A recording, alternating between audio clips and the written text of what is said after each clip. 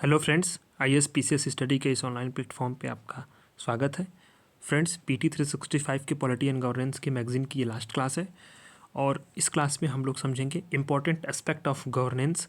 ठीक है, गवर्नेंस की महत्वपूर्ण पहलुएं, जो कुछ खबरें हैं इंपॉर्टेंट है, प्रीलिम्स में आपके काम आ सकती हैं।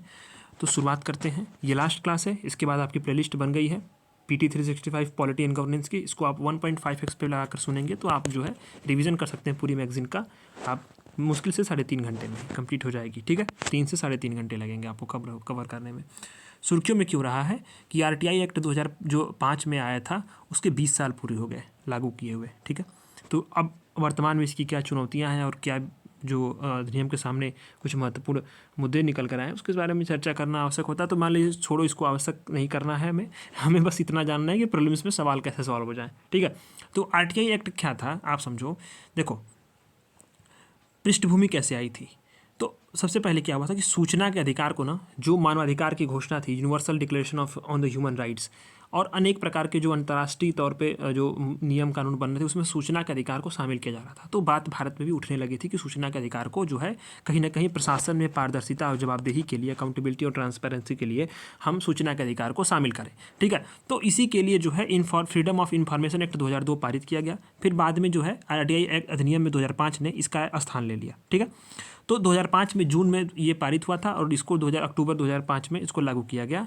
ये अधिनियम करता क्या है कि जो भी भारत देश के नागरिक होंगे, ठीक है, उनको जो भी पब्लिक अथॉरिटी है उसके कंट्रोल में जो भी सूचनाएं आती हैं उनको प्राप्त करने का, उनकी तक पहुंच सुनिश्चित करने का ये अधिकार देता है। ठीक है, इसके लिए कोऑर्डिनेशन एजेंसी कौन सी है, तो वो है कार्मिक लोक शिकायत पेंशन मंत्रालय है। ये आपको बात ध्यान देना है। सुप्रीम कोर्ट ने अपने एक जो केस में, अपनी एक केस थी राजनारायण बनाम उत्तर प्रदेश वाद में, इसमें सूचना के अधिकार को आर्टिकल 19 के तहत एक मौलिक अधिकार के रूप में स्टैब्लिश किया था। तो बहुत जरूरी है, प्रीलिम्स के लिए सबसे इंपॉर्टेंट लाइन ये हो सकती है पूरे पेज में। ठीक है, अब आता है कि जो इंस्टीट्यूशनल पूरा एक स्ट्रक्चर क्या है जो आरटीआई अधिनियम का। ठीक है, तो इसमें आता है केंद्रीय और राज्य सूचना आयोग। ठीक है, पहले स्तर पे। दूसरा जो आता है, इसमें एक मुख्य जो ढांचा होता है उसमें होता है केंद्रीय लोक सूचना अधिकारी और राज्य का पीआईओ जो होता है। ठीक है, तो इसमें आप ये समझते हैं कि हम लोग केंद्रीय और राज्य सूचना आयोग, ठीक है, ये क्या होते हैं। तो करते क्या है कि जो एक्ट का जो क्रियान्वयन एग्जीक्यूशन है उसकी निगरानी करते हैं, सूचना प्रदान करने वाले से जो अपील आता है उसकी अपीलों का निपटारा करते हैं। तो केंद्रीय सूचना आयोग जो बना है, केंद्रीय सूचना आयोग केंद्र वाला, उसके सदस्य कितने होते हैं, तो उसमें देखो एक मुख्य सूचना आयुक्त होगा, CIC इसको बोलते हैं, चीफ इंफॉर्मेशन कमिश्नर। ठीक है, और सूचना आयुक्त, इंफॉर्मेशन कमिश्नर, मैक्सिमम कितने हो सकते हैं, 10 हो सकते हैं। ठीक है, इसकी नियुक्ति कौन कैसे होगी, तो नियुक्ति होगी, ध्यान देना, नियुक्ति पे स्टेटमेंट में कि कौन समिति में शामिल है पूछा जा रहा है। तो समिति की सिफारिश कौन करता है, ये राष्ट्रपति करता है। ठीक है, और कौन सी समिति इसकी सिफारिश करती है, तो उसका स्ट्रक्चर क्या होगा, तो PM होंगे, उसके हेड होंगे, लोकसभा में विपक्ष का नेता होगा और प्रधानमंत्री द्वारा एक कैबिनेट मंत्री होगा नामित। ठीक है, यानी कि इसमें जो वेटेज होता है मैक्सिमम वो सत्ता पक्ष के पास होता है, क्योंकि प्रधानमंत्री द्वारा एक कैबिनेट मंत्री होता है, PM खुद होते हैं और लोकसभा का विपक्ष का नेता होता है। ठीक है, इसकी कार्यकाल की अवधि कितनी होती है, 3 साल होती है। कितनी होती है, 3 साल। ठीक है, ये बात है। अच्छा, दूसरा होता है केंद्रीय लोक सूचना अधिकारी, राज्य PIO। ठीक है, तो ये ध्यान देना आपको कि जो भी पब्लिक अथॉरिटी है, पब्लिक जो लोक सार्वजनिक प्राधिकरण है, वह अपने अंदर सभी जो एडमिनिस्ट्रेटिव इकाइयाँ होती हैं, ऑफिसेस होते हैं, उसमें सूचना, नागरिकों को सूचना देने के लिए PIO की नियुक्ति करते हैं। ठीक है, तो कौन कौन से अधिकार दिए गए हैं, तो जो प्रत्येक नागरिक है भारत का, उसको पब्लिक अथॉरिटी से जानकारी मानने का अधिकार दिया गया है। धारा 4 जो होता है वो क्या करता है कि विशिष्ट जो है लायबिलिटी तय करती है किस पे, पब्लिक अथॉरिटी पे, ताकि कुछ जो है सूचनाओं का खुलासा करने का प्रावधान यहाँ पे दिया गया है। ठीक है, किस पे लागू है, तो आरटीआई एक्ट जो है वो सब पे लागू है, सभी लोक प्राधिकरण पे लागू है। संसद के तहत स्थापित हो या राज्य विधानमंडल द्वारा कोई कानून, नोटिफिकेशन या आदेश से कोई भी पब्लिक अथॉरिटी, संस्थाएं, निकाय बनाई गई हो, उस पर यह लागू रहता है। ठीक है, ये ध्यान देना आपको। प्रत्यक्ष या अप्रत्यक्ष रूप से NGO वगैरह जो सरकार फंडिंग कर रही है तो वो भी इस पर भी लागू होगा। लेकिन सुप्रीम मद्रास हाईकोर्ट ने एक निर्णय दिया था कि तमिलनाडु सहकारी सोसाइटी एक्ट के तहत जो भी पंजीकृत सहकारी समितियाँ होंगी वो इस दायरे में पब्लिक अथॉरिटी नहीं होती हैं। ठीक है, एक बात है ना, यहाँ मेंस प्रीलिम्स के लिए बहुत इंपॉर्टेंट एक फैक्ट आता है कि सुप्रीम कोर्ट ने निर्णय दिया था कि भारत के मुख्य न्यायाधीश का जो पद है वो क्या है, लोक प्राधिकरण में शामिल है। तो ये इंपॉर्टेंट है, ये आपको नोट करना है इस लाइन को, ये लाइन आपको लिए प्रीलिम्स के लिए बहुत इंपॉर्टेंट हो सकती है। ठीक है, अब आता कि धारा 4 तो प्रकट करने की सूचनाओं को बात करता था, धारा उसका ठीक डबल यानी धारा 8 क्या कहती है कि कुछ सूचनाओं को प्रकट नहीं कर सकते। 27 संगठन ऐसे हैं, जैसे कंप्यूटर के जो आपातकालीन प्रतिक्रिया दल है, CERT इन जो है वो, IB, रॉ, ED, जो जो राष्ट्रीय तकनीकी अनुसंधान संस्थान है, ऐसे 27 संगठन हैं जिनको जो है सूचना के प्रकटीकरण करने से छूट मिली हुई है। क्योंकि कि अब देखो कौन कौन से ऐसे मामले हैं जिनमें छूट नहीं भी दे सकते, मतलब यहाँ पे सूचनाओं को प्रकट नहीं कर सकते। तो देखो आप किसी देश से गोपनीय जानकारी हो, वाणिज्य, तब तमाम पढ़ सकते हो आप नॉर्मल भी, इससे अपराध बढ़ने की संभावना हो, विशेषाधिकार का हनन हो रहा हो, कैबिनेट का दस्तावेज हो, व्यक्तिगत जानकारी संबंधी सूचना, ये यहाँ पे ध्यान दो। न्यायालय के अवमानना होने की संभावना, पहली चीज़। दूसरी ये भी है कि व्यक्तिगत जानकारी संबंधी सूचना से जो है जुड़े मामलों को प्रकट नहीं किया जा सकता, ये बात को आपको नोट करना है, ठीक है। अब आता है न्यायिक क्षेत्र। तो जो निचली अदालत है उसको मुकदमे या आवेदन का विचार करने पर रोक है, हालांकि ध्यान देना इस पर रोक है इस पर, लेकिन 32 और 225 के तहत जो है इसके क्या है, जो सुप्रीम कोर्ट और हाई कोर्ट के रीट क्षेत्राधिकार होते हैं उस पर कोई रोक नहीं है, वे अप्रभावित रहते हैं। दंड जो है, अगर मान लो कोई सूचना गलत दी गई हो, अपूर्ण दी गई हो, अधूरी दी गई हो या नहीं दी गई हो, तो उस पर दंड का प्रावधान है। 30 दिनों के भीतर सूचना देना चाहिए, अनुरोध अगर मिल रहा है तो, ठीक है। अगर कोई जीवन या स्वतंत्रता संबंधी मामले आ जाते हैं, जैसे कि अभी एकदम जरूरी है 24, तो उसको 48 घंटे के भीतर सूचनाओं को देना पड़ता है, ठीक है, एक बात है।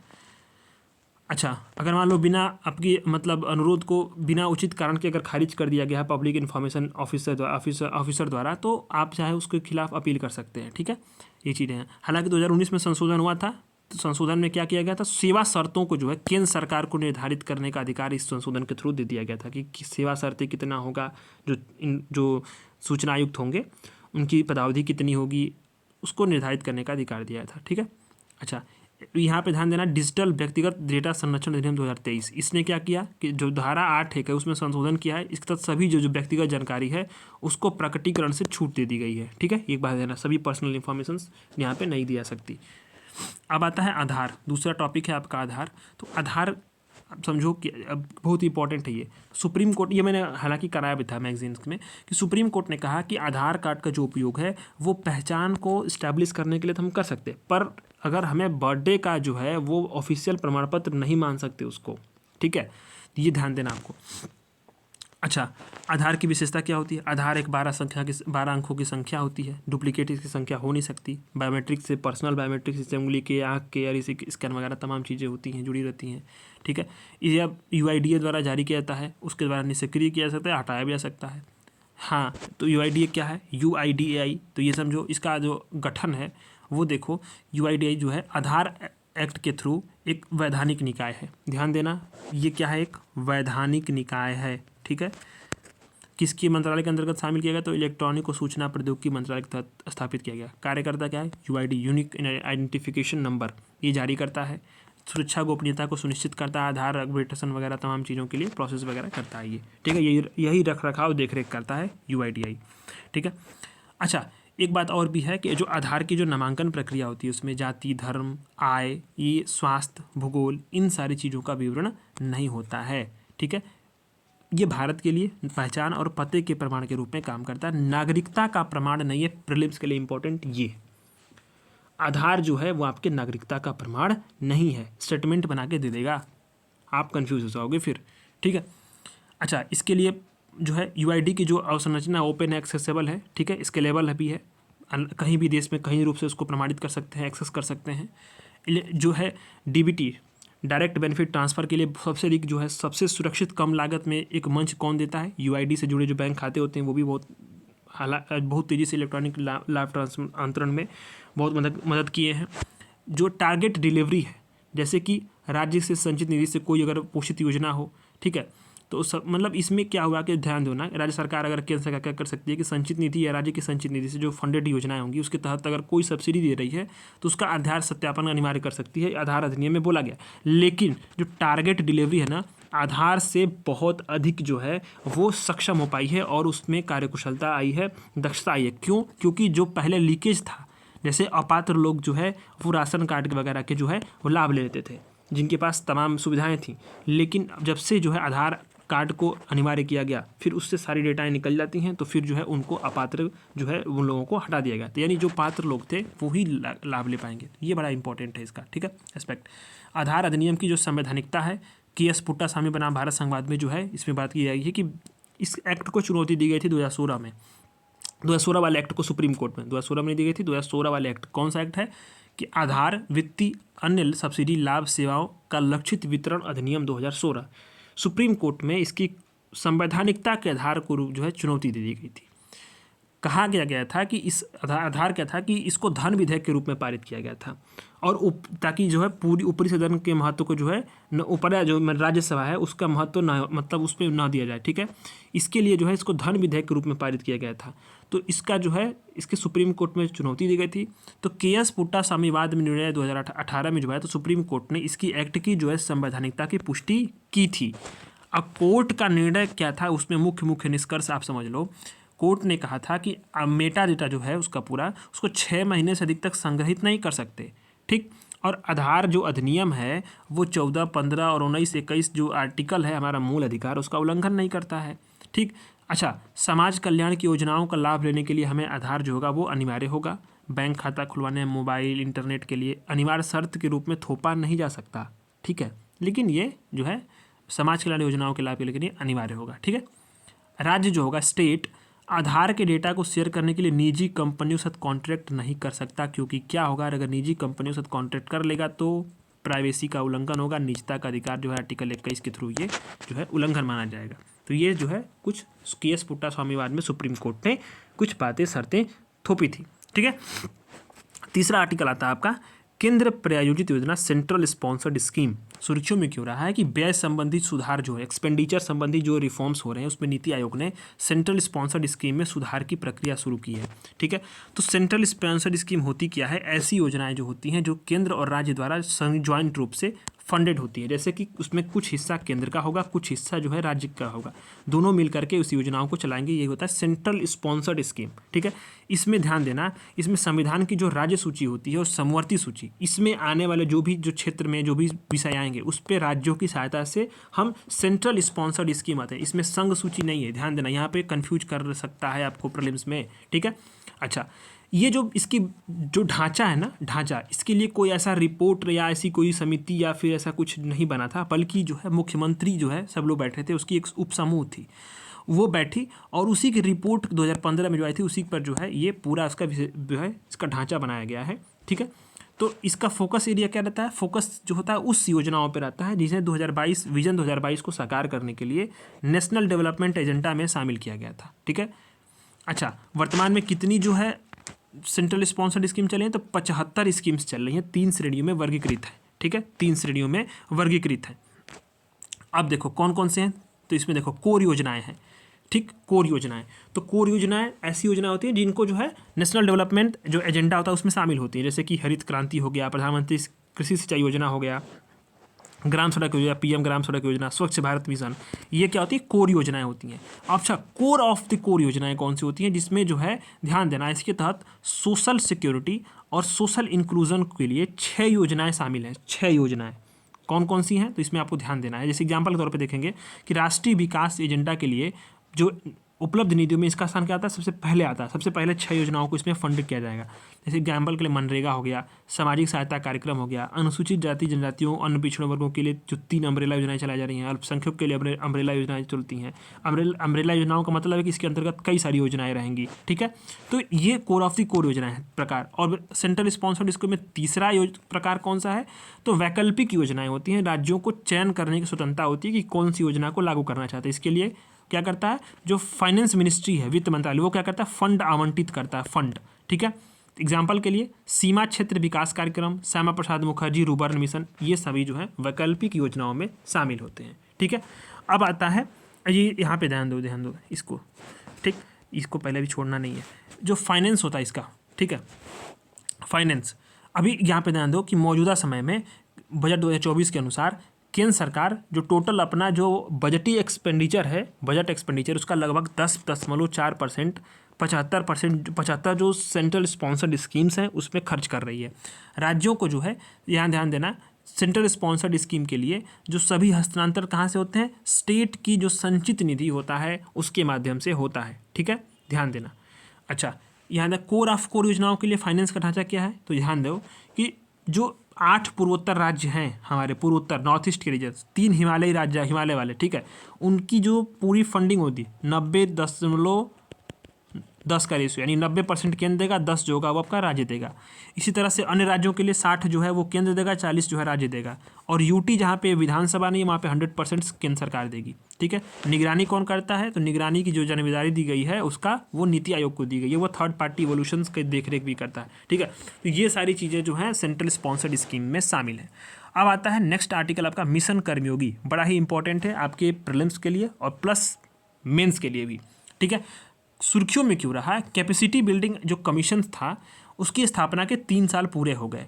अब इसका जो ध्यान देना, इसका गठन जो था क्षमता निर्माण आयोग का, वो राष्ट्रीय सिविल सेवा क्षमता निर्माण कार्यक्रम मिशन कर्मयोगी के हिस्सा के रूप में जो है 2021 में किया गया था। 3 साल इसके पूरे हो गए, इसलिए जो है न्यूज़ में रहा है। ठीक है, तो अभी आप हम लोग समझते हैं कि जो राष्ट्रीय सिविल सेवा क्षमता निर्माण कार्यक्रम है मिशन कर्मयोगी, उसके बारे में पहले समझ लेते हैं, फिर सारी चीज़ों को समझेंगे। ठीक है, कैपेसिटी बिल्डिंग के बारे आयोग के बारे में। तो जो NPSCB है, ये क्या है? ऐसी पेशेवर प्रशिक्षित भविष्य की चिंताओं को उन्मुख लेकर के सिविल सेवा का निर्माण करने के लिए एक कार्यक्रम चलाया गया। ठीक है, ये पूरा जो मिशन कर्मयोगी है, जो भारत की जो विकास की आकांक्षाएं हैं, जो नेशनल प्रोग्राम्स हैं और जो प्रायोरिटी है उसको पूरा कर सके। ठीक है, भविष्य की जो चिंताएं होंगी, भविष्य के समय चुनौतियाँ होंगी, उसको जो है वो निपटने में सक्षम हो, प्रशिक्षित हो, पेशेवर हो। इसमें केंद्र सरकार के जो सभी मंत्रालय, विभाग, संगठन, एजेंसी, सभी सिविल सेल को इसमें शामिल होते हैं। ठीक है, अब आता है मिशन कर्मयोगी के जो है सिद्धांत जो है, कौन कौन से मार्गदर्शक सिद्धांत कौन कौन से, वो चीज़ समझते हैं। तो नियम आधारित से भूमिका आधारित प्रशिक्षण और कैपेसिटी बिल्डिंग की ओर बदलाव, ये पॉइंट आप जो है मेंस में यूज कर सकते हो। ठीक है, ये बहुत इंपॉर्टेंट है, बड़ा कीवर्ड्स है ये। कैपेसिटी बिल्डिंग के लिए योग्यता आधारित दृष्टिकोण अपनाना, ये जो है बहुत ज़रूरी है। ठीक, 70-20-10 का जो है अधिशेष, यानी कि 70% सीखना नौकरी के अनुभव चिंतन से आता है, 20% हमें दूसरों के साथ काम करके सीखने से आता है, 10% क्या होता है? जो नियोजित प्रशिक्षण होता है हमारा, उससे आता है। तो 70-20 और 10 का रेशियो बड़ा इंपॉर्टेंट है, ये सब मेंस के लिए है। और सरकार में अलग अलग विभागों के बीच में कोऑर्डिनेशन बनाना, ये जो है इसका सिद्धांत है। तो ये आप चाहो तो इसको आप जो है मेंस के आंसर राइटिंग में भी सिविल सेवकों के जो पूरा आता है, जो भी क्वेश्चंस आएंगे GS4 में यूज कर सकते हो, और आपका GS2 गवर्नेंस वाले सेक्शन में भी आप यूज कर सकते हो। ठीक है, आप चाहो तो इसको एसए में भी इस्तेमाल कर सकते हो, जहाँ समझ में आएगा। फिर आता है इंटीग्रेटेड सरकारी ऑनलाइन प्रशिक्षण आई.गॉट कर्मयोगी प्लेटफॉर्म, कई बार पढ़ा चुका हूँ। ये मिशन कर्मयोगी के लिए लॉन्च पैड के रूप में है, ऑनलाइन मंच है, कैपेसिटी बिल्डिंग के प्रयासों में मार्गदर्शन देता है, उसकी निगरानी, मूल्यांकन, उसका जो संकेतक होगा उसके आधार पर है, पर्सनल तौर पर लर्नर के तौर पे, परीक्षक के तौर पे जो यहाँ पे बहुत सारी सर्विसेज होती हैं उनको प्रोवाइड करता है, बहुत सारी चीज़ों को जो है वो कोऑर्डिनेशन करता है। तो ये इसकी आई.गॉट कर्मयोगी प्लेटफॉर्म बहुत ही डाइवर्स प्लेटफॉर्म है, इसको आप चाहो तो आप खुद भी ऑनलाइन चेक कर सकते हो, बहुत शानदार है। ठीक है, तो अब आता है कि NPCSB का जो है इंस्टीट्यूशनल फ्रेमवर्क क्या है। ये बड़ा इंपॉर्टेंट है, बहुत इंपॉर्टेंट है ये, समझो इसका इंस्टीट्यूशनल फ्रेमवर्क क्या है। तो प्रधानमंत्री के नेतृत्व में जो है एक मानव संसाधन परिषद होता है, वो शीर्ष निकाय होता है किसका? राष्ट्रीय सिविल सेवा क्षमता निर्माण कार्यक्रम का। इसमें एक मंत्रिमंडलीय सचिवालय होगा जो कोऑर्डिनेशन इकाई करेगा, निरीक्षण करेगा। तीसरा जो है कैपेसिटी बिल्डिंग आयोग है। ठीक है, कैपेसिटी बिल्डिंग आयोग प्रशिक्षण मानक संसाधन करेगा और संसाधनों का साझा करेगा, केंद्रीय प्रशिक्षण संस्थानों का निरीक्षण करेगा। ये कैपेसिटी बिल्डिंग है, इसके बारे में हम लोग नीचे पढ़ेंगे अभी। और यहाँ पे एक ध्यान दो, बहुत इंपॉर्टेंट है, स्पेशल पर्पज़ व्हीकल, सरकार का 100% स्वामित्व होगा इसमें। ठीक है, स्पेशल पर्पज़ व्हीकल SPV में इसके अधिक जो है एक प्लेटफॉर्म बनाया गया है, वही है आपका जो है आई.गॉट कर्मयोगी। तो इसका पूरा इंस्टीट्यूशनल फ्रेमवर्क है, इस तरह से ये पूरा ये जो कार्यक्रम है ये रन कर रहा है। ठीक है, अब आते हैं हम लोग कैपेसिटी बिल्डिंग आयोग, यही CBC जो है, तो गठन 2021 में हुआ। भारत के राजपत्र में एक नोटिफिकेशन के जरिए किया गया था प्रकाशित, और इसकी जो सूचना थी, अधिसूचना थी, वो कार्मिक प्रशिक्षण विभाग ने जारी की थी। स्वतंत्र निकाय है, आयोग को पूरी तरह से कार्यकारी और वित्तीय स्वायत्तता मिली हुई है। ध्यान देना, पूरी तरह से एग्जीक्यूटिव और फाइनेंशियली जो है वह स्वायत्तता मिली है, स्वतंत्र निकाय है। इसमें कितने सदस्य होते हैं? इसमें 3 सदस्य होते हैं, एक अध्यक्ष, 2 सदस्य। सचिव जो होगा वो जो होगा भारत सरकार के ज्वाइंट सेक्रेटरी रैंक का अधिकारी होगा। ठीक है, अलग अलग सेक्टर से इनको नियुक्त किया जाता है ताकि जो है सबका जो है प्रतिनिधित्व हो। अच्छा, जिम्मेदारियां क्या होती हैं? तो विभागों, मंत्रालय, एजेंसियों की क्या करता है? वार्षिक जो है कैपेसिटी बिल्डिंग की योजनाएं तैयार करने में सुविधा देता है। तमाम चीज़ें इसमें है, कोऑर्डिनेशन वगैरह विकसित करना है, तो ये सभी चीज़ें उसके हाथ में आती हैं। अब आता है ग्रेवियंस रिड्यूशल मैकेनिज्म, शिकायत निवारण तंत्र। अच्छा, शिकायत निवारण तंत्र के बारे में समझने से बहुत ज़रूरी होता है कि देखो, कोई भी संगठन हो ना, संगठन तो संगठन तभी काम करता है जब उसके पास जो भी चुनौतियाँ आ रही हों उनसे निपटने के लिए उसके पास व्यापक संसाधन हो और उसके लिए जो है विज़न हो। ठीक है, संसाधन और विज़न। तो चुनौतियाँ क्या होती हैं? वही चुनौतियों को, जो शिकायतें आती हैं उनको जो है हम लोग व्यापक तौर पर अगर देखें तो सारी चुनौतियाँ होती हैं संसाधन के, जो किसी संगठन के काम में। तो किसी भी संगठन का जो शिकायत निवारण तंत्र होता है उसी की जो प्रभावशीलता के मापन के लिए सबसे अधिक महत्वपूर्ण उपकरण है कि जितनी अधिक कितना इफेक्टिव काम कर रहा है। अगर शिकायतें ज़्यादा आएंगी तो वो जो है इफेक्टिव काम नहीं कर पा रहा, उसमें लूप होल्स हैं, उसके सुधार की ज़रूरत है। ठीक है, तो ये फीडबैक के लिए बहुत ज़रूरी होता है। ठीक, फीडबैक देने के लिए तो केंद्र स्तर पे जो है फीडबैक यानी शिकायतों के लिए 2 नोडल निकाय होते हैं। कौन सा है? एक तो ध्यान देना प्रशासनिक सुधार और लोक शिकायत विभाग है, और दूसरा है कैबिनेट सचिवालय के अधीन जो है लोक शिकायत निदेशालय। दो नोडल एजेंसियाँ केंद्र सरकार में होती हैं जो शिकायतों को निवारण करने के लिए बनाई गई हैं। ठीक है, तो यहाँ एक ध्यान दो, यहाँ पे एक सीपी ग्राम्स जो है, सीपी ग्राम्स मैंने पढ़ाया भी है, सीपी ग्राम्स। तो सीपी ग्राम्स के बारे में समझने से पहले थोड़ा सा समझ लेते हैं कि सुर्खियों में क्यों रहा है। तो कार्मिक लोक शिकायत पेंशन मंत्रालय जो है उसने लोक शिकायत, जो पब्लिक शिकायत है, उससे निपटने के लिए एक व्यापक गाइडलाइंस जारी कर दिया। क्यों जारी किया? क्योंकि शिकायत निवारण तंत्र जो है, ग्रेवियंस रिड्यूसल मैकेनिज्म, उसको हमें एकदम टाइम पीरियड में सुलभ और सार्थक तरीके से उसको बनाया जाए। ठीक, तो ध्यान देना है, यहाँ बताया गया है कि लोक शिकायतों में सभी मंत्रालयों में जो लोक शिकायत अगर आती है तो उसके समाधान के लिए नोडल अधिकारियों की नियुक्ति होगी, जो क्या करेंगे, सभी शिकायतों का त्वरित तौर पे, निष्पक्ष तौर पे, कुशलतापूर्वक समाधान को सुनिश्चित करेंगे। ठीक है, शिकायत प्रकोष्ठ स्थापित किए जाएंगे सभी मंत्रालयों में। ठीक, अच्छा, जो शिकायत निवारण तंत्र की जो समय सीमा है वो पहले 30 दिन थी, अब उसको घटा करके क्या कर दिया गया है, 21 दिन कर दिया गया। इस पॉइंट को आप नोट कर सकते हो, अपने आंसर्स में यूज कर सकते हो। ठीक है, और मासिक आधार पे कितना जो है उसको शिकायत निवारण हुआ है, क्या चीज़ हुआ है, उसकी रैंकिंग के लिए जो है शिकायत निवारण मूल्यांकन सूचकांक भी जारी किया जाएगा। ठीक है, कौन जिसको बनाया है? इसको प्रशासनिक सुधार लोक शिकायत विभाग ने बनाया है। ठीक है, अच्छा, शिकायत निवारण तंत्र को आप समझ गए, तो ये चीज़ें आप जानी गए। अच्छा, अब आते हैं हम लोग कि इसमें सीपी ग्राम्स क्या है? सीपी ग्राम्स 24/7 एक ऑनलाइन प्लेटफॉर्म है, 24 घंटा ही खुला रहता है। नागरिकों को ले सर्विस डिलीवरी संबंधित कोई भी विषय होगा उस पर जो पब्लिक अथॉरिटीज़ हैं, पब्लिक सर्वेंट्स हैं, उनके खिलाफ जो है अपनी शिकायतों को दर्ज करने की इसमें फैसिलिटी होती है। ठीक है, सभी मंत्रालय विभागों से जुड़ा हुआ एक सिंगल पोर्टल होता है। ठीक है, सभी अधिकारियों को भूमिका आधारित पहुँच सुनिश्चित देता है। राज्यों में क्या है शिकायत निवारण तंत्र? तो जिला स्तर पर जिला मजिस्ट्रेट को जो है वो जिला लोक शिकायत निवारण अधिकारी के रूप में नामित करता है। ठीक, कुछ राज्यों में देखें तो जिला पंचायतों में स्वयं के लोक शिकायत निवारण तंत्र भी बनाए गए हैं, कुछ जिला पंचायतों में बनाए गए हैं, कुछ राज्यों में देखा जाए तो, हर राज्य में नहीं, क्योंकि जो है पंचायती राज क्या है या जो शहरी निकाय, ये सब राज्य सूची के विषय होते हैं। अच्छा, शिकायत निवारण के लिए भारत सरकार ने कुछ अन्य पहले भी शुरू की हैं, ये मेंस के लिए इंपॉर्टेंट है, लेकिन आपको जानना जरूरी होता है ताकि जो है प्रीलिम्स में कुछ फैक्ट आ जाए तो आप जो है उसको एलिमिनेट कर पाओ। संवैधानिक और वैधानिक संस्थान ऐसे कौन कौन से? सीवीसी है, लोकायुक्त है, मैंने पढ़ाया भी आपको, एनएचआरसी है, एसएसआरसी सब पढ़ा चुका हूँ, ऊपर हम लोग पढ़ चुके हैं। प्रगति पोर्टल है, प्रगति एक प्लेटफॉर्म है जो इलेक्ट्रॉनिक सूचना विभाग ने, प्रौद्योगिकी मंत्रालय ने शुरू किया है।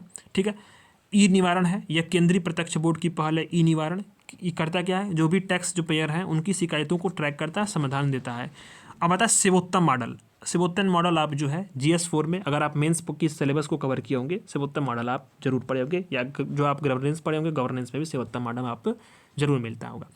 तीसरे पब्लिक सर्विस की जो है डिलीवरी में सुधार करने के लिए विकसित किया गया है सेवोत्तम मॉडल। इसमें तीन मॉडल शामिल होते हैं। एक तो सिटीजन चार्टर भी आप पढ़े होंगे, ग्रेवियंस मैकेनिज्म जो है, रिड्यूसल मैकेनिज्म, शिकायत निवारण तंत्र, और सेवा वितरण के लिए कैपेसिटी बिल्डिंग। 3 मॉड्यूल होता है सेवोत्तम मॉडल में। ठीक है, ये आप जो है मेंस अगर पढ़े हैं तो उसमें चीज़ें आप ये आई होंगी आपके सामने। नेक्स्ट आर्टिकल आता है आपका जन योजना अभियान। सुर्खियों में क्यों रहा है कि पंचायती राज मंत्रालय ने जन योजना अभियान को शुरू किया। 25-26 की अवधि के लिए जो भी ग्राम विकास की पंचायतों की विकास योजनाएं होंगी, GSDP, ठीक है, ग्राम पंचायत डेवलपमेंट प्रोग्राम्स, उसकी लिए बनाने के लिए आरंभ किया गया है जन योजना अभियान। क्या है इसके बारे में समझते हैं, बहुत इंपॉर्टेंट है ये। ठीक, तो देखो इसको चाहो तो आप मेंस के जो आंसर होंगे उसमें भी यूज करोगे, प्रीलिम्स में भी यूज कर लोगे। उद्देश्य क्या है कि मान लो कि जब ग्राम पंचायतें जो होती हैं ना, वो क्या करती हैं, वो अपना ग्राम विकास जो है ग्राम पंचायतों में GPDP बनाती हैं, ग्राम पंचायत डेवलपमेंट प्लान बनाती हैं। तो उसमें लोगों की, पीपुल्स की पार्टिसिपेशंस कैसे हो, लोगों की भागीदारी कैसे हो, ताकि उनकी आवश्यकताओं के अनुसार जो ग्राम पंचायतें हैं क्या ज़रूरत है उसके आधार पर विकास के प्लान बनाएं, उसको सुनिश्चित करें। इसीलिए जन विकास अभियान जो है, जन योजना अभियान चलाया गया है, पीपुल प्लान कैंपेन, ये कैंपेन है, आरंभ किया गया 2 अक्टूबर 2018 को। पंचायती राज मंत्रालय ने सबकी योजना सबका विकास के रूप में इसको शुरू किया था। 3 स्तर पर इसका एग्जीक्यूशन किया जाएगा, ध्यान देना इसमें। निर्वाचित प्रतिनिधि जो अग्रिम पंक्ति के सरकारी कर्मी हैं, समुदाय आधारित संगठन है और अन्य हितधारक, इनकी सक्रिय भागीदारी होनी चाहिए और इसके साथ जो है ये पूरा जो है इसका कैंपेन को सफल बनाना है। इम्पॉर्टेंट कंपोनेंट क्या है, ध्यान देना इस पूरी अभियान का। तो 2025-26 के लिए ग्राम पंचायत विकास योजना, ग्राम panchayat development plan, block panchayat development योजना, जिला पंचायत, 3 स्तरीय होता है पंचायतें, तो तीनों स्तर पे जो है योजनाओं को बनाने के लिए करेंगे क्या कि वार्ड सभा, महिला सभा, ग्राम सभा, ब्लॉक सभा, जिला सभा, जो भी सभा का आयोजन होता है उसमें उसका आयोजन किया जाएगा। सभी ग्राम सभाओं के जो होंगे उसमें ग्राम सभाओं में एक कैलेंडर होगा, कैलेंडर तैयार किया जाएगा। पंचायत डेवलपमेंट जो है वो इंडेक्स बनाए जाएंगे और उसमें विषय विकास संबंधी जो अंतराल है, यानी कि विषयगत, यानी कि कहीं किसी पंचायत में मान लो कि किसी ग्राम सभा में हैंडपंप नहीं है, किसी में रोड नहीं है, किसी में खंजे नहीं लगे हैं, स्ट्रीट लाइट्स नहीं है, स्कूल में तमाम दिक्कतें आ रही हैं, तो ये जो होगा उसके गैप्स को फिल करने के लिए एक जो है बनाया जाएगा, जिसे ग्राम सभा में प्रस्तुत करना होगा। ठीक है। अच्छा, समग्र सरकार और समग्र समाज दृष्टिकोण को अपनाया जाएगा और एसडीजी के लक्ष्यों को जो है स्थानीकरण पे ये पूरा जो है विकास ये आधारित है। जैसे कि यानी करना क्या इसमें इस वाला पूरा जो अभियान है ना, पीपुल्स जो योजना का अभियान है, जन योजना अभियान, इसका पूरा अप्रोच यही है कि किस प्रकार से जो सस्टेनेबल डेवलपमेंट्स गोल हो उसका लोकल लेवल पे इम्प्लीमेंटेशन किया जाए, उसको लोकल लेवल से शुरुआत की जाए। ठीक है। समग्र सरकार, समग्र समाज दृष्टिकोण, ये कीवर्ड्स आप जो है पूरे उठा करके मेंस के आंसर में यूज करना, आपके नंबर्स बहुत मिलेंगे, खूब नंबर मिलेंगे, भरपूर। ठीक, क्योंकि ये देखो ना क्या कीवर्ड्स है, एकदम बेहतरीन सा। समग्र सरकार, समग्र समाज दृष्टिकोण, ये दृष्टिकोण है।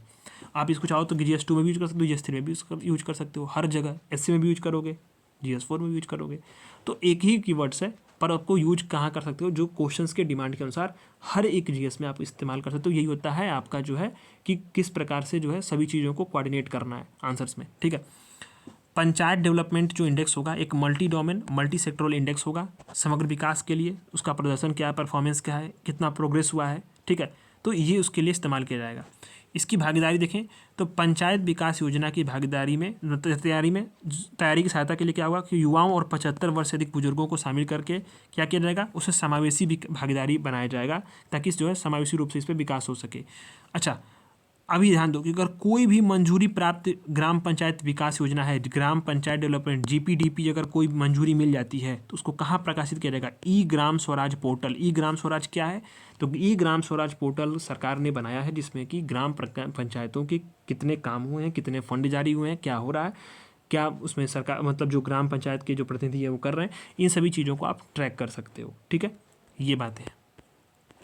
अब आता है ऑडिटिंग ऑफ लोकल बॉडीज़। तो ये बड़ा इंपॉर्टेंट सा ये टॉपिक है, बहुत इंपॉर्टेंट है। देखो, ऑडिटिंग ऑफ लोकल बॉडीज़, आप जानते होंगे सभी जो ऑडिट तो अन्य बॉडी स्तर पे होता ही है, लेकिन लोकल बॉडीज़ पे भी ऑडिटिंग होता है। तो हाल ही में सुर्खियों में क्यों हो रहा है कि गुजरात के राजकोट में जो लोकल लेवल पे लेखा परीक्षा के लिए एक अंतर्राष्ट्रीय केंद्र बनाया गया है। लोकल गवर्नमेंट के लिए जो ऑडिटिंग है उसके लिए एक अंतर्राष्ट्रीय केंद्र बनाया गया है। ठीक है, और उसका उद्घाटन किया गया। तो कहाँ किया गया, सबसे पहले इंपॉर्टेंट फैक्ट यही है प्रीलिम्स के लिए कि कहाँ हुआ, तो गुजरात के राजकोट में हुआ। फैक्ट क्या है इसमें कि भारत का अपनी तरह का पहला केंद्र है। उद्देश्य क्या है इसका कि जो स्थानीय शासन है उसकी ऑडिट के लिए वैश्विक मानक निर्धारित किए जाएं। ठीक है, तो इसके बारे में समझते हैं हम लोग। ये जो पॉलिसी मेकर्स हैं और ऑडिटर्स हैं उनके बीच में एक कोऑर्डिनेशन मंच के रूप में काम करेगा ये पूरा, और सेंटर ऑफ एक्सीलेंस के रूप में भी काम करेगा। किस लिए, लेखा परीक्षक और कैपेसिटी बिल्डिंग के लिए, ऑडिट के लिए और कैपेसिटी बिल्डिंग के लिए। ठीक है। अच्छा, जो स्थानीय स्वशासन है, स्थानीय शासन है, उनके जो ऑडिटर्स होंगे उनको स्वतंत्र कार्य रूप से कार्य करने में मदद भी करेगा और उसके फाइनेंशियल जो परफॉर्मेंस है उसका एवोल्यूशंस भी करेगा और सर्विस डिलीवरी में किस प्रकार से जो व्यवस्थाएं होनी चाहिए उसको सुधार करने के लिए कुछ अप्रोच भी बताएगा। ठीक है, एक थिंक टैंक के रूप में काम करेगा जो ज़मीनी स्तर पर शासन से जुड़ी समस्याएं जो हैं वो हैं उसके लिए, उसको दूर करने के लिए। तो अब आती है कि जो स्थानीय स्वशासन है तो वो और उसके ऑडिट के बारे में वर्तमान सिस्टम क्या है उसके बारे में समझते हैं। तो 73वें 74वें संविधान संशोधन में 11वीं 12वीं अनुसूची में स्थानीय स्वशासन का प्रावधान किया गया, सब जानते हैं। ठीक है, 2020 में पंचायती राज मंत्रालय ने जो पंचायतों का खाता है, क्योंकि सरकार बड़े पैमाने पे पैसा दे रही है, तो ऐसे में उसको ऑनलाइन ऑडिट करने के लिए ज़मीनी स्तर पे कितना धन का इस्तेमाल हुआ है, किस कार्य के लिए हुआ है, क्या कार्य की गुणवत्ता क्या है, ठीक है, उसमें जवाबदेही के लिए एक ऑडिट ऑनलाइन एप्लीकेशन बनाई थी। इसको आप डाउनलोड कर सकते हो, इसका नाम है ऑडिट ऑनलाइन एप्लीकेशन। आप अपने गांव पंचायत में देख सकते हो उसमें, ठीक है। इस एप्लीकेशन को जो है देखें तो ITU जिनेवा में जो है world summit on information society पुरस्कार से भी सम्मानित किया गया। अच्छा एप्लीकेशन है ये, ठीक है। तो स्थानीय स्वशासन की अभी वर्तमान में क्या है ऑडिट की प्रणाली, वो समझते हैं। कैग आप जानते होंगे कैग को, तो कैग जो है वो उसको लोकल जो बॉडीज़ हैं उस पर ऑडिट करने का अधिकार कैसे होता मिलता है, तो कैग कर्तव्य शक्तियाँ सेवा शर्तें अधिनियम 1971 से मिलता है, ठीक है। ये बात ध्यान दो। कैग जो होगा वो पंचायती राज संस्थाओं और शहरी निकाय तीनों स्तर के जो ऑडिट होगी उसके उचित रखरखाव कैसा है, लेखा परीक्षा कैसे है, उस पर सारी चीज़ों पे नियंत्रण रखता है, उसका जो है सुपरविज़न करता है, ठीक है। अब आता है कि जो अनेक अधिकतर राज्य हैं, क्योंकि पंचायतें क्या हैं वो राज्य सूची हैं, तो अनेक राज्यों में जो स्थानीय निधि खाते हैं, खातों के परीक्षक जो होते हैं या स्थानीय निधि खातों के डायरेक्टर होते हैं, वो क्या करते हैं, ऑडिट का काम करते हैं, ठीक। ये संस्थाएं होती क्या है कि स्टेट गवर्नमेंट द्वारा जो भी फंड आवंटित हो रहा है पंचायती राज संस्थाओं को या स्थानीय निकायों को, उसका ऑडिट करती हैं, ठीक है, फंड कितना इस्तेमाल हुआ है। अब कैग जो है उन सारे जो भी खाता निधि के जो परीक्षक होंगे या स्थानीय खाता निधि के डायरेक्टर होते हैं उसको मार्गदर्शन देता है, तकनीकी सहायता देता है, उसकी संस्थाओं का निरीक्षण भी करता है। यानी सुपरविजन कौन करता है, कैग करता है। कुछ राज्यों में चूंकि पंचायती राज्य सूची का विषय है तो कई जगह जो है क्या बनाया गया है, ELFA है और DLFA है, ठीक है, वो ऑडिट का काम करते हैं। तो अभी आप देखो उस पर लिए जो स्थानीय निकाय है प्रीलिम्स के लिए ये भी इंपॉर्टेंट है कि ये UPPCS प्रीलिम्स में भी पूछा जा सकता है, BPSC में पूछा जा सकता है। इसको ध्यान जानना जरूरी होता है कि जो भी लोकल बॉडीज़ हैं उसकी ऑडिट लेखा परीक्षा के लिए कौन कौन से संवैधानिक प्रावधान हैं। तो आर्टिकल 243G की बात करते हैं। ये क्या करता है कि स्थानीय निकायों को जो है पावर ट्रांसफ़र के लिए मूल सिद्धांत यानी शक्ति के हस्तांतरण के लिए सिद्धांत सुनिश्चित करता है। जे क्या कहता है कि किसी भी स्टेट का जो विधानमंडल होगा, कोई भी राज्य का विधानमंडल जैसे विधानसभा राज्य जो विधान परिषद कानून बनाएगा और पंचायतों द्वारा लेखाओं के रखरखाव के लिए और लेखा परीक्षा के संबंध में प्रावधान करेगा। इसीलिए जो है कुछ राज्यों में ELFA और DLFA जैसी चीज़ें हैं, ठीक है, वरना लेकिन वो सब लोग कैग के सुपरविजन में काम करते हैं। 243Z क्या है, वो नगर पालिकाओं के लिए सुनिश्चित करता है कि आप ऐसी राज्य का विधानमंडल नगर पालिकाओं के लिए लेखाओं का रखरखाव करेगा और उसके बारे में प्रावधान करेगा, ठीक है, ये बातें। अब आता है कैंटोनमेंट बोर्ड, छावनी बोर्ड। तो ये मैंने आपको मैगजीन में कराया हुआ है, ये बहुत पुराना न्यूज है कि सुर्खियों में क्यों रहा है कि 10 छावनी बोर्डों की कुछ ज़मीन का जो विलय था उसको स्टेट के लोकल बॉडीज़ में किया जाएगा, ठीक है। पहले समझते हैं लोकल बॉडीज़ मतलब वही जो नगर पालिका या पंचायतों के में जो किया जाएगा कि 10 छावनी बोर्ड की कुछ ज़मीनों का विलय, तो खबरों में था ये। छावनी होती क्या है पहले ये समझ लो। छावनी जो है इसकी उत्पत्ति हुई थी कि 1757 में जब प्लासी का युद्ध हुआ था तो ईस्ट इंडिया कंपनी द्वारा स्टैब्लिश की थी। पहली छावनी जो है बैरकपुर कोलकाता में 1765 में स्टैब्लिश की गई थी, ठीक है। भारत में इस समय 61 छावनियाँ हैं, 6 की स्थापना जो है वो इंडिपेंडेंस के बाद की गई थी। छावनी होती क्या है कि ऐसे क्षेत्र होते हैं जहाँ सैन्य टुकड़ियों के लिए किलेबंदी होती है। सैन्य टुकड़ियों के लिए मुख्य रूप से सैनिकों के आवास होते हैं और हालांकि वहाँ पे देखें तो कुछ असैन्य आबादी भी होती है, ठीक है। यानी कि इसमें सैन्यकर्मी और सामान्य नागरिक दोनों आबादी शामिल होते हैं।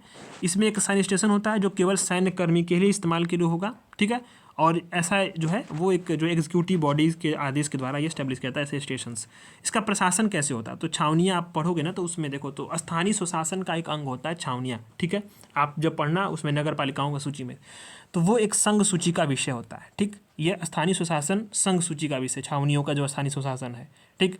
यहाँ पे ध्यान देना, नहीं ये वो स्थानीय स्वशासन वाला नहीं है, इसमें ध्यान दो। छावनियों का जो स्थानीय स्वशासन है वो संघ सूची का विषय है, राज्य सूची का विषय वो नहीं होता। ये चीज़ को आपको नोट करना है, यहाँ ध्यान देना पड़ेगा।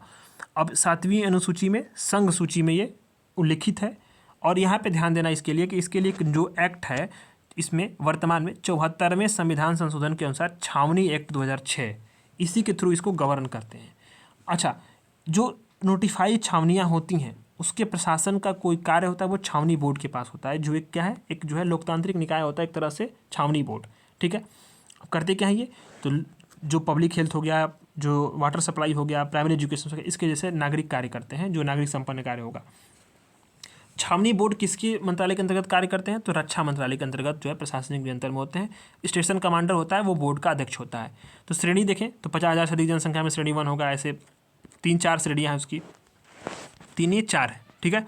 तो यही जो है कुछ हिस्सा क्या किया गया उसको कि स्थानीय निकायों में उसको विलय किया गया, इसलिए खबरों में थी छावनी बोर्ड्स, ठीक है। यहाँ प्रीलिम्स के लिए फैक्ट किए जाना ये जरूरी है कि छावनियों का जो स्थानीय सुशासन है वो संघ सूची का विषय होता है, रक्षा मंत्रालय के एडमिनिस्ट्रेटिव कंट्रोल में आता है ये, ठीक है। अब आता है पर्यावरणीय मुद्दों का संवैधानिकीकरण, ये भी मैंने कराया हुआ है। तो सुप्रीम कोर्ट ने निर्णय दिया कि जलवायु परिवर्तन के प्रतिकूल जो प्रभाव है उसको मुक्त रहने का अधिकार को भी क्या किया गया है, संविधान के आर्टिकल 14 और 21 के तहत शामिल करना चाहिए, बताया गया है। इसको आप फिर से पढ़ो क्योंकि ये प्रीलिम्स में पूछा जा सकता है और आप गलत कर दोगे। सुप्रीम कोर्ट ने जलवायु परिवर्तन के प्रतिकूल प्रभाव, जो भी क्लाइमेट चेंजेस हो रहे हैं उसका एडवर्स इफेक्ट पड़ रहा है, तो उससे मुक्त रहने का अधिकार जो है वो हमारे आर्टिकल 14 में और 21 में शामिल है। ध्यान देना, आप लोग स्टेटमेंट बना के दे देगा, ठीक है। तो ये तथ्य क्या है, ग्रेट इंडियन बस्टर्ड और उसके पर्यावास के संबंध में जो याचिका दायर की गई थी एम के रंजीत सिंह बनामा ने भारत संघवाद में, तो ये बातें कहीं गई, ठीक है। आर्टिकल 14 को जानते होंगे आप और 21 को भी जानते हैं, ठीक है। अब ऐसा निर्णय है, इसमें जो है ध्यान देना है, यह एक ऐसा निर्णय है जिसमें सुप्रीम कोर्ट ने मूल अधिकार 14, 19, 21 के दायरे को व्यापक बनाने के लिए शक्ति का प्रयोग किया है, ठीक है। तो ये चीज़ है। अच्छा, एक चीज़ और भी ध्यान दो कि पर्यावरण का जो मुद्दा है उसको द्वारा मुद्दों का संविधान के अनुसार समाधान करने के लिए कुछ न्यायालय ने घोषणाएं की, सुप्रीम कोर्ट ने कुछ घोषणाएं की। तो ध्यान देना, एक केस है MC मेहता बनाम भारत संघवाद 1987 में सुप्रीम कोर्ट ने कहा कि 21 के तहत, आर्टिकल 21 के तहत प्रदूषण मुक्त परिवेश में जीवन जीने का अधिकार हमारा आता है, आर्टिकल 21 के तहत। अच्छा, दूसरा केस आता है वेलोर सिटीजन वेलफेयर फोरम बनाम भारत संघवाद 1996 में आता है। इसने बोला कि सस्टेनेबल डेवलपमेंट के लिए एहतियाती सिद्धांत, समझेंगे इसको, और प्रदूषक द्वारा भुगतान सिद्धांत पे जो है ये जोर दिया, क्योंकि ये बताया गया सतत ये सस्टेनेबल डेवलपमेंट के लिए जो है अनिवार्य विशेषताएं। तो पहला आता है एहतियाती सिद्धांत, है क्या ये समझो आप, पर्यावरण या स्वास्थ्य से जुड़े जो भी खतरे होंगे उस पर अगर वैज्ञानिक साक्ष्य न होने की दृष्टि में ध्यान देना है कि निर्णयकर्ताओं को सावधानी बरतने की अनुमति देता है। क्या है? एहतियाती सिद्धांत। और प्रदूषक द्वारा भुगतान आप जानते होंगे, जो प्रदूषक होगा पैदा करेगा उसके लिए प्रबंधन की बहुत लागत देना पड़ेगा उसको, जो भी पैसा होगा जैसे भी वो पे करे, जिस तरह से पे करे, तो उसके क्या है कि प्रदूषक द्वारा भुगतान सिद्धांत। तो 2 भुगतान सिद्धांत क्या है, ये जो है आपके सस्टेनेबल डेवलपमेंट्स के लिए बहुत ज़रूरी होते हैं। अब आता है राजनयिक पासपोर्ट, डिप्लोमेटिक पासपोर्ट। खबरों में क्यों रहा है? प्रज्वल रवेन्ना जो है केस हुआ था, ठीक है, संसद के सदस्य थे, तो थे क्या हैं, तो वो आपके जो है काफ़ी बड़े पॉलिटिशियन के बेटे भी हैं, उन्होंने उन पे ही यौन उत्पीड़न का आरोप लगे और वो क्या है राजनयिक पासपोर्ट का दुरुपयोग करके जर्मनी भाग गए थे, ठीक है, उन्हीं पे केस पे ये खबर में रहा। तो अब आता है डिप्लोमेटिक पासपोर्ट होता क्या है वैसे तो ये भारत सरकार द्वारा जो भी अधिकृत या नामित व्यक्ति होता है उसको जारी करते हैं, जिसको राजनयिक दर्जा दिया गया हो या विदेश में रह रहा हो, या फिर वैसे सरकारी अधिकारी जो होते हैं जो राजनयिक कार्यों के लिए विदेश में आते जाते हैं या ऑफिशियली यूज के लिए विदेश में जा रहे होते हैं। 5 साल या उससे वो कम वर्ष के लिए जो है ये डिप्लोमेटिक पासपोर्ट मिलता है। इस पर छूट क्या मिलती है कि इंटरनेशनल लॉ के अनुसार कुछ विशेषाधिकार मिलती है, छूट मिल, जैसे कि उसको मेजबान देश जहाँ पर रह रहा होगा उसमें गिरफ्तारी, डिटेंशन और कानूनी कार्रवाई से छूट होती है, ठीक है। कुछ देश में तो वीज़ा की आवश्यकता से भी छूट मिलती है, जैसे कि बहुत सारे देश ऐसे होते हैं, जर्मनी के अलावा 33 देश जहाँ पे वीज़ा मुक्त है, जो डिप्लोमेटिक पासपोर्ट है, वीज़ा की ज़रूरत नहीं पड़ेगी। और समझौता क्या बोलता है कि 90 दिन तक जो है बिना वीज़ा के बिना इन देशों में यात्रा करने की अनुमति मिल जाती है, ठीक है। तो भारतीय पासपोर्ट के बारे में जानते हैं, सबसे इंपॉर्टेंट है, प्रीलिम्स के लिए भी इंपॉर्टेंट हो सकता है यहाँ से। तो ध्यान देना कि पासपोर्ट के बारे में पूछे तो पासपोर्ट जो है पूरी संविधान की जो 7वीं अनुसूची उसमें संघ सूची में आता है, संघ सूची में इसका वर्णन किया गया। राज्य सूची का, समवर्ती सूची का विषय पासपोर्ट नहीं होता है, ठीक है। और एक्ट कौन सा होता है? जिस एक्ट के थ्रू पासपोर्ट बनाया जाता है, तो उसमें पासपोर्ट एक्ट 1967 होता है, जिसके तहत सभी भारत से प्रस्थान करने वाले व्यक्ति या आने वाले मतलब जैसे भी आने जाने वाले व्यक्ति के पास वैध पासपोर्ट, यात्रा दस्तावेज होना चाहिए। कुछ लोगों को केंद्र सरकार छूट दे सकती है कि सरकार किसी ऐसे व्यक्ति को भी जारी कर सकती है जो भारत का नागरिक नहीं, उसके पासपोर्ट, यदि सरकार जनहित में ऐसा करना उचित समझती है। अब आते हैं हम लोग कि पासपोर्ट 3 प्रकार के होते हैं। एक होता है सामान्य, जो होता है नीले रंग का, ठीक। राजनयिक जो पासपोर्ट होता है वो होता है आपका डिप्लोमेटिक, वो होता है सफ़ेद रंग का, और जो ऑफिशियली होता है वो मैरून कलर का होता है, ठीक है। तो ये ध्यान देना है आधिकारिक तौर पे। अब कुछ इंपॉर्टेंट सुर्खियां हैं, जो खबरें हैं जिनके बारे में जानना जरूरी होता है। अब आता है इसमें कॉमन सर्विस सेंटर CSC। तो इसकी स्थापना के जो है 15 वर्ष पूरे हो गए हैं। Common service centre special purpose vehicle के लिए अब ये बनाया गया था, इसके बारे में समझना है कि इसको किस तरह से स्थापित किया गया था कॉमन सर्विस सेंटर का। इसे इलेक्ट्रॉनिक सूचना प्रौद्योगिकी मंत्रालय ने कंपनी एक्ट के तहत एस्टैब्लिश किया था।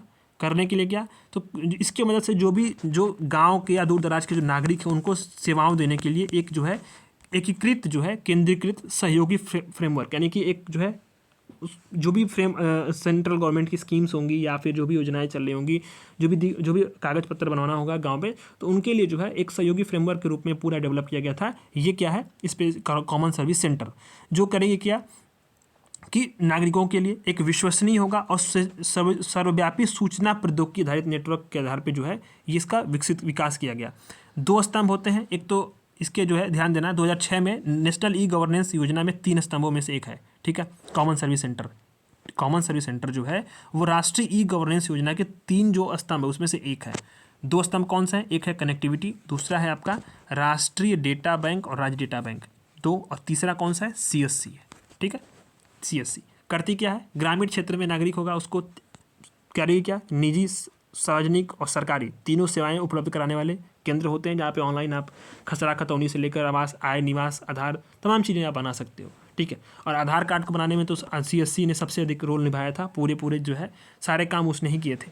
तो ये जो है पैन इंडिया नेटवर्क बनाया गया था, ठीक है। करते क्या है, ये सरकार से नागरिक की सेवाएं देते हैं, इनकम टैक्स रिटर्न वगैरह तमाम चीज़ें, व्यवसाय उत्पादित जो है बिजनेस टू कंज्यूमर सेवाएं, गवर्नमेंट टू कंज्यूमर और वित्तीय सेवाएं भी देते हैं, ठीक है।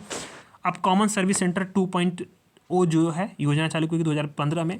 इसमें उद्देश्य क्या था कि देश की लगभग 2.5 लाख जो ग्राम पंचायत है उसमें कम से कम एक CSC हो, ठीक। लक्ष्य क्या है, यूनिवर्सल टेक्नोलॉजी फोरम के जरिए केंद्रों को जोड़ा जाए। इसमें क्या होता है कि सेवाओं का जो है एक स्टैंडर्डाइजेशन हो, ताकि जो है ग्रामीण उद्यमियों को, महिलाओं को प्रोत्साहित मिल सके और कॉमन सर्विस सेंटर जो है अधिक लक्षित तरीके से जरूरतमंदों की सहायता कर सके, ठीक है। तो ये बातें यहाँ पे की गई इसकी। अब आता है वर्ल्ड प्रेस फ्रीडम इंडेक्स 2024। इसमें जानना है भारत का स्थान, सब जानते होंगे 159, बहुत ही अच्छा रैंक है तो ये हमारी मीडिया के लिए शर्मनाक भी है।